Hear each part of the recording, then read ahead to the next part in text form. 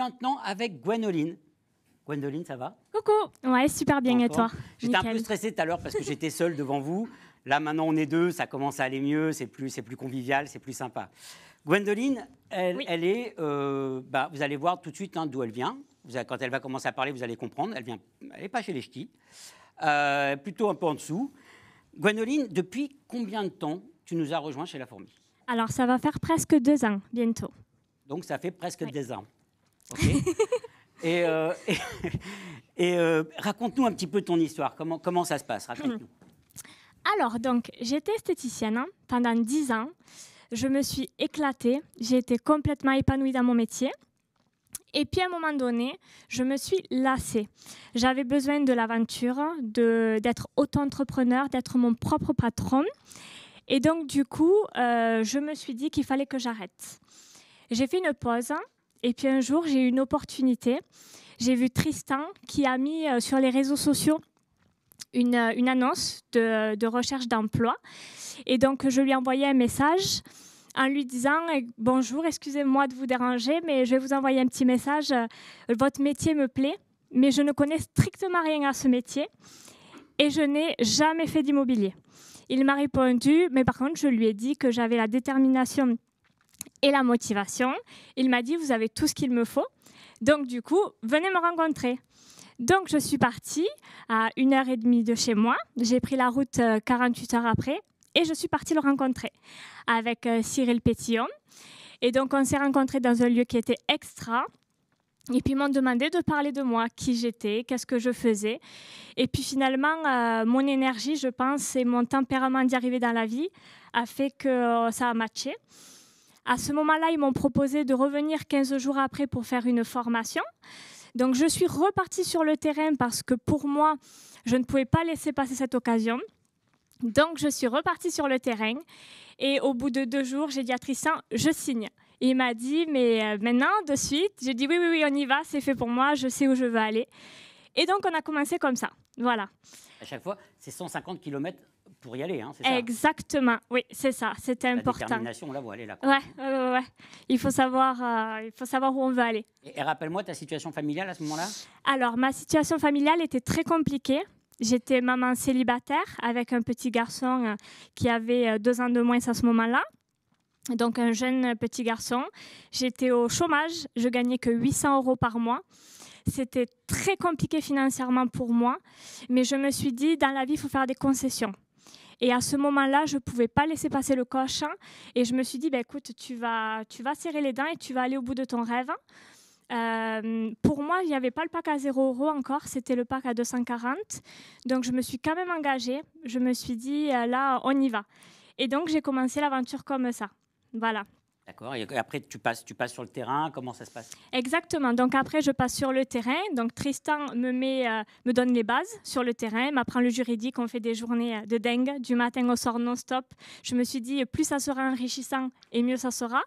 Donc, du coup, ça a été du non-stop. Et au bout de 15 jours, je suis rentrée chez moi. C'était en plein hiver. Et là, je me suis dit, ma cocotte, il faut mettre tout en place parce que sinon, tu ne vas pas avancer. Donc, j'étais toute seule. J'étais la première fourmi de l'Aude. La fourmi se connaissait très peu dans le sud de la France déjà à ce moment-là. Et puis j'ai commencé à taper aux portes, toute seule, sous le froid. Et je me suis dit, allez, c'est parti. Donc, quand je tapais aux portes, c'était « Bonjour, je suis mandataire immobilier. Si je peux vous aider ?» Alors, je ne savais pas ce qu'ils allaient me répondre. J'avais très peur de ce qu'ils me disaient. Mais je n'ai pas lâché. Et puis, en fait, c'est en étant face aux gens que j'ai appris et que j'ai grandi. Et au fur et à mesure, je me suis sentie complètement à l'aise parce que j'ai fait beaucoup de formations. La journée, j'étais sur le terrain. Du matin au soir, non-stop, je travaillais 7 jours sur 7. Qu'est-ce que tu fais du petit bout dans ces cas-là? Et dans ce moment-là, il faut faire des concessions pour être mieux plus tard. Donc, le petit, il était chez ma mère ou chez ma sœur. Et puis ensuite, il venait beaucoup en prospection avec moi. C'était important de partager ça aussi et de lui faire comprendre là où on allait aller ensemble finalement. Et puis ensuite, voilà, ça a été une aventure que j'ai partagée avec lui et puis on s'est éclaté. D'accord. Voilà. Aujourd'hui, tu en es où? Aujourd'hui, tu en es où dans tes ventes, dans ton évolution, dans ton recrutement? Alors, ça va faire donc 1 an et demi que je suis rentrée chez La Fourmi. J'en suis où j'ai fait quelques ventes depuis le mois de janvier. On va partir à peu près de cette année, hein. Je suis à ma 7e vente depuis le mois de janvier. Donc, je commence à avoir un confort financier après tout ce travail d'acharné, parce que ça n'a pas été facile. Mais je pense qu'on a une chance extraordinaire d'être chez La Fourmi. En tout cas, moi, pour rien au monde, je laisserai ma place. Ça, c'est certain. Je suis très, très fière. Et donc, du coup, voilà, financièrement, ça va mieux. Donc, du coup, c'est plus facile, hein. Et puis, j'ai la chance d'avoir monté une équipe d'un peu plus de 25 personnes. Ouais. 25 personnes en 1 an et demi.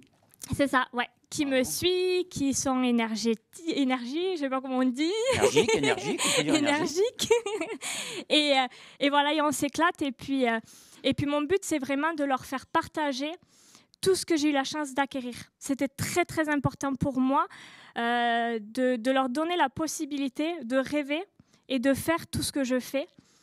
J'entends, c'est-à-dire que toi, on t'a donné une chance de réaliser ton rêve. Oui. Et ça, tu veux le redonner aux gens de ton équipe. Oui, c'est important. C'est important pour moi, c'est pour ça que je fais du MLM. C'est pour partager mon bonheur au quotidien. C'est réellement pour moi une passion. Je vis et je respire mon métier au quotidien. Et de transmettre ça, je pense qu'on a un super réseau. On a également la chance d'avoir tous les outils qui nous accompagnent et pourquoi pas la saisir, tout simplement. Oui. Voilà. Donc du coup, maintenant, au quotidien, toutes les personnes qui sont motivées, je donne toute l'énergie inimaginable pour les accompagner. Et puis, comment ça s'est passé pour moi, pour les personnes que j'ai recrutées? Finalement, ça a été beaucoup sur les réseaux sociaux. 90% aujourd'hui de mon business, si je peux dire, ça marche sur les réseaux sociaux en termes de recrutement ou même de mandat, parce que au quotidien, je travaille et j'essaye d'être régulière dessus. Et donc, ça permet vraiment de faire une publicité, de voir la régularité du travail, l'énergie que j'y mets. Et donc, ça fait de la recommandation en termes de mandat. Aujourd'hui, je gère un petit peu plus de 35 mandats. Alors, ça fait beaucoup, mais vu que c'est de la recommandation, les gens me font confiance, alors j'ai envie de les aider, de les accompagner. Alors moi, je te suis bien sûr un peu sur les réseaux sociaux. Globalement, quand tu publies pas, je remarque que tu ne publies pas obligatoirement autour de toi, autour de ta réussite ou autour de ton expérience personnelle, mais tu partages un petit peu. C'est une atmosphère que tu fais partager aux gens, c'est une équipe, c'est tout ça. C'est ça l'idée? Oui, c'est important. Aujourd'hui, je suis développeuse réseau, je ne suis pas que mandataire immobilier. Et mon futur et mon avenir, c'est avec les autres que je suis en train de le créer. Ça ne sert à rien pour moi aujourd'hui de me mettre en avant toute seule. Au contraire, c'est de montrer la réussite des autres et pour aussi également donner envie aux autres de montrer qu'on n'est pas seul, tout simplement. C'est un partage, une union. Voilà. D'accord. Si je te demande, par exemple, bon, tu as pas mal de mandats, beaucoup de recommandations, mais si je te demande une journée type, alors... J'ai envie de te dire, les journées types au début et puis la journée type maintenant, quand tu vas chercher du mandat, comment ça se passe? Parce qu'au début, si j'ai bien compris, tu as tapé dans le dur. Oui. C'était quoi la journée type au début? Une journée type avec Gwendoline, c'est de la prospection non-stop. C'est du matin au soir, on enfile les baskets, le sourire et c'est parti. Du lundi au dimanche. Quand quelqu'un me dit qu'est-ce que c'est la meilleure heure pour prospecter, je lui dis appelle Gwendoline, elle va t'expliquer qu'il n'y a pas de meilleure heure en fait. Il n'y a pas de meilleure heure parce qu'en fait on tient un planning qui nous permet d'être assidus sur notre manière de travailler. Et donc les personnes qui ne nous ont pas répondu, ben, naturellement on pourra les avoir un autre jour à ce moment-là. Donc on prendra les quartiers d'une différente manière. Pour moi, c'était vraiment ça qui était important. Aujourd'hui, je suis quelqu'un de contact et de relationnel. Donc, pour moi, la prospection, c'était quelque chose de très important. Alors, la pige, ce n'est pas forcément mon point fort, mais parce que j'aime partager le sourire avec les gens. Mais je pense qu'il faut vraiment faire péter les barrières. C'est très important. Et aujourd'hui, pour aller chercher du mandat, c'est plus la même chose? Non. Aujourd'hui, je travaille uniquement en recommandation. J'ai la chance d'avoir fait beaucoup de pubs sur mon secteur. Je suis allée voir les commerçants, j'ai fait du J'aime ma ville, j'ai fait du tap-tap. J'ai été toujours à l'extérieur. Et puis, l'efficacité, la proximité avec les clients m'ont permis aujourd'hui de faire mon réseau et de faire mes futurs rendez-vous. Je trouve ça génial parce que ça veut dire que, si j'entends bien, ça veut dire qu'en 1 an et demi, oui. Tu fais la preuve en réalité que si on met le kérosène au départ, la fusée elle part, et qu'après l'avion, une fois qu'il a décollé, il avance. Alors on entretient, bien sûr, on met toujours de l'essence, mais ça vole, quoi. Tu as mis la grosse pêche au début, tu as été dans le dur du dur, et aujourd'hui, tu récoltes un peu les fruits de tout ce travail. Tout à fait. On n'a rien sans rien. Au début, j'ai eu beaucoup de coups bas. Ça a été compliqué pour moi parce que ma famille, mes proches ne me soutenaient pas du tout. Personne n'était content pour moi parce qu'ils disaient « tu te lances dans la fourmi, on ne connaît pas la fourmi, qu'est-ce que c'est ce réseau ?» Et donc du coup, ça a été compliqué pour moi au début. Mais j'avais un rêve et c'était mon rêve. Et à ce moment-là, je n'avais pas le droit de le remettre en doute. Et puis pour mon fils aussi, pour mon futur. Voilà, donc du coup, j'ai vraiment pas lâché. Et puis voilà, j'y suis allée. Aujourd'hui, quand tu les revois, oui. Comment ils réagissent ? Les avis sont mitigés, mais les personnes commencent à être très contentes de moi. Ils voient que finalement, je n'ai pas lâché.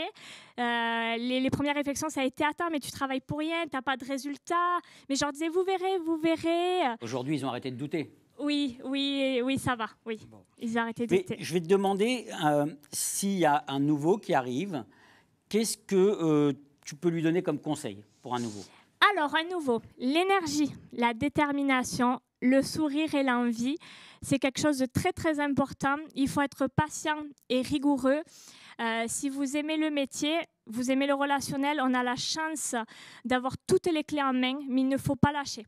C'est vraiment le conseil que je pourrais donner aujourd'hui parce que c'est long. C'est sûr, c'est long, mais c'est un métier de contact et plus vous serez dehors, plus vous partagerez votre expérience et vous parlerez avec les gens et plus il y aura de l'efficacité derrière. La qualité principale qu'il faut pour faire ce métier, d'après toi ? Le goût d'aimer la vie, c'est très important, je pense, parce que c'est un métier de passion. On n'a pas forcément des situations toujours faciles et si vous arrivez avec votre énergie, les gens vont être directement réceptifs. Donc, donnez votre énergie et votre pouvoir de les accompagner, le sourire et la détermination. Parfait. Voilà. Parfait. On va regarder avec Jimmy si on a des questions au standard. Oui, alors il y a une question. C'est comment tu as géré, Gwendoline, justement le fait que les gens ne croyaient pas en toi autour de toi. Comment tu as pu gérer ça ? Difficilement. J'ai géré difficilement, mais je savais où c'est que j'allais aller. Et en fait, je me suis mise à ce moment-là dans une carapace. Et je me suis dit, ne lâche pas, crois en toi. Voilà, donc ça n'a pas été toujours facile. Il y a une autre question, c'est tu as dit que tu étais maman. Oui.